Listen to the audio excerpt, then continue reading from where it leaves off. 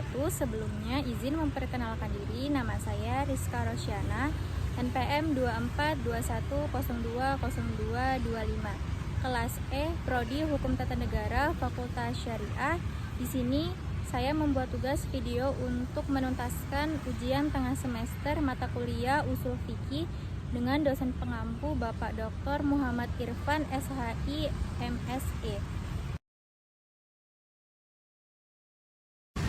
Qiyas adalah penetapan hukum baru untuk suatu masalah yang belum ada ketentuannya di dalam Al-Quran atau Sunnah, dengan cara membandingkan dengan masalah yang lain yang sudah ada hukumnya karena memiliki kesamaan ilat atau sebab hukum. Ini merupakan metode penalaran analogis yang termasuk dalam sumber hukum Islam.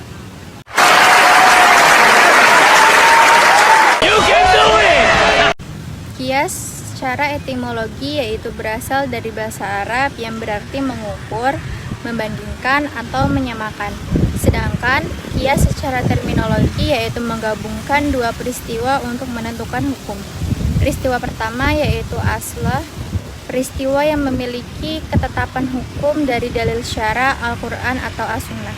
Peristiwa kedua yaitu far'u, peristiwa baru yang belum ada ketentuannya tetapi sudah memiliki kesamaan ilat dengan peristiwa pertama. Yang kedua, ada maksud dan tujuan dari qiyas adalah menetapkan hukum yang sudah ada pada kasus yang baru yang belum memiliki hukum tertulis berdasarkan adanya kesamaan ilat atau alasan hukum antara kedua kasus tersebut. Tujuannya adalah untuk menetapkan hukum bagi kasus yang tidak memiliki nas atau ketentuan tertulis dengan cara membandingkan atau mengukur dengan kasus yang sudah ada dan memiliki ketetapan hukum, sehingga hukumnya menjadi jelas. Yang pertama adalah maksud dari qiyas itu menghubungkan dan membandingkan. Adapun tujuan qiyas yang pertama itu untuk mempertemukan antara kedua masalah atau kasus yang berbeda. Satu masalah yang tidak memiliki hukum atau far'u dengan masalah lain yang sudah memiliki hukum atau asal. A few moments later. Selanjutnya yaitu persamaan ilat. Perbandingan ini didasarkan pada adanya kesamaan ilat, yaitu alasan atau sebab hukum yang mendasari keduanya. Mencari hukum baru.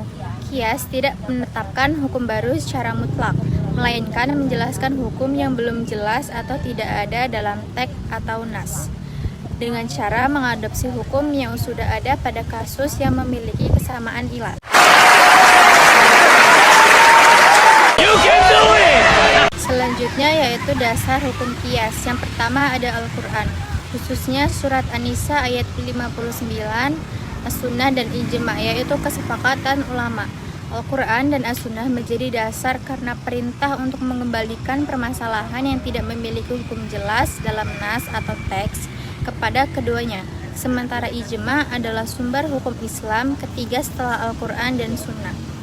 As-Sunnah, yaitu Nabi Muhammad SAW juga mengajarkan cara menarik kesimpulan dari qiyas. Meskipun kasusnya tidak tertulis secara tekstual dalam Al-Quran dan As-Sunnah, qiyas adalah penerapan ajaran inti dari Rasulullah SAW untuk menyelesaikan masalah hukum yang baru. Yang ketiga ada ijma', kesepakatan ulama. Jumhur atau mayoritas ulama sepakat bahwa qiyas adalah salah satu metode istinbat atau menggali hukum yang sah setelah Al-Quran, Sunnah, dan Ijma' itu sendiri. Silih berganti mengedarkan barang haram tersebut di kota Pekanbaru. Kasat Res Narkoba Kompol Selanjutnya contoh akwal qiyas, yaitu mengharamkan narkotika yang dikiaskan dengan khamar atau minuman yang memabukkan, karena keduanya memiliki kesamaan efek memabukkan dan merusak akal. Contoh lainnya yaitu larangan untuk menyakiti orang tua secara verbal, mengatakan yang dianalogikan dengan larangan menyakiti secara fisik dengan ilat atau alasan yang sama, yaitu perintah untuk berbuat baik kepada orang tua. A few moments later.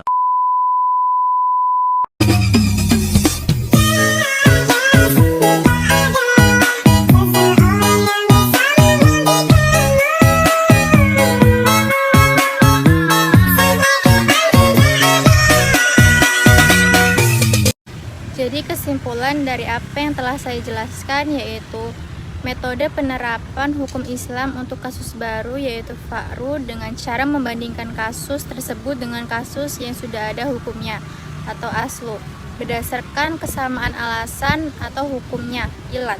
Metode ini menggunakan 4 rukun yang utama yaitu al-aslu, kasus pokok, al-far'u, kasus cabang yang tidak ada hukumnya, al-hukmu, hukum yang berlaku pada asal, dan al-ilat, alasan hukum yang sama.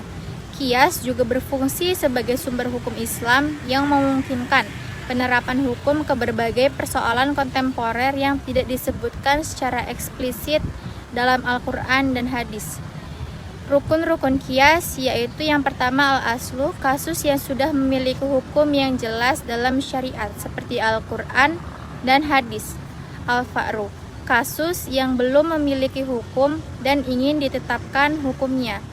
Al-hukmu, hukum yang berlaku pada al-aslu. Dan yang terakhir al-ilat, sifat atau alasan hukum yang menjadi kesamaan antara al-aslu dan al-fa'ru dan menjadi dasar untuk menghubungkan kedua kasus tersebut. A few moments later.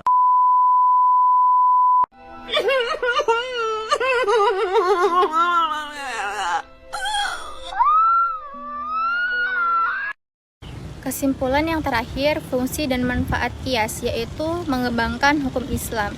Qiyas memungkinkan hukum syariat yang sudah ada untuk diterapkan pada masalah-masalah modern yang tidak disebutkan secara langsung dalam teks-teks agama.